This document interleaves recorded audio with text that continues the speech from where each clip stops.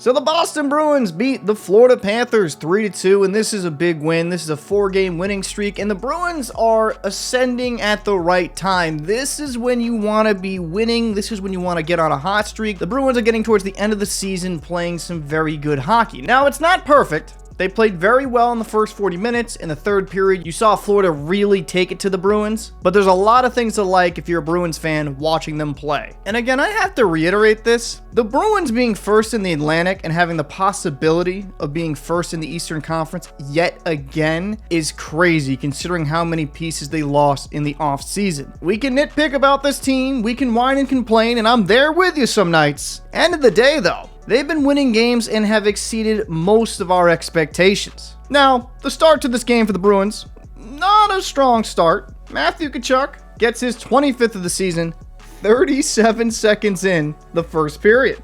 Yeah, not a great start for the Bees. Florida starts out strong, but 5 minutes later, Danton Heinen finds Charlie McAvoy, lets it rip from the high slot. Bruins have tied this game up 1-1. And I have to mention, both goalies made some really nice stops in this game. But we'll go into the second period, locked in a 1-1 game battle, and we saw something rarer than the Holy Grail.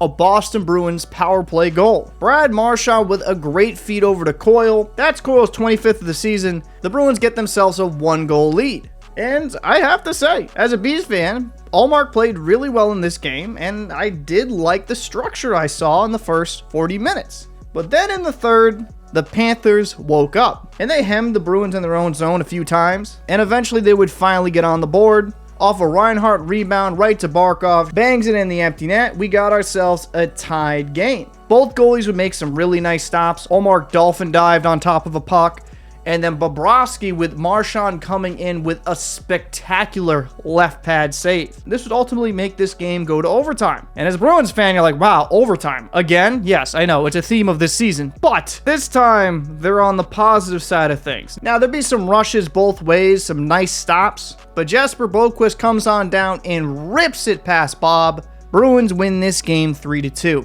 I liked what I saw from the Panthers in the third period. I still think they're a very dangerous team, but if we're going to talk about the Bruins in this win, it's good for them to keep ascending. It's good for them to keep winning, build some momentum, because this time last year, they did cool off a little bit. Were they horrible? Absolutely not, but you could see it in their play.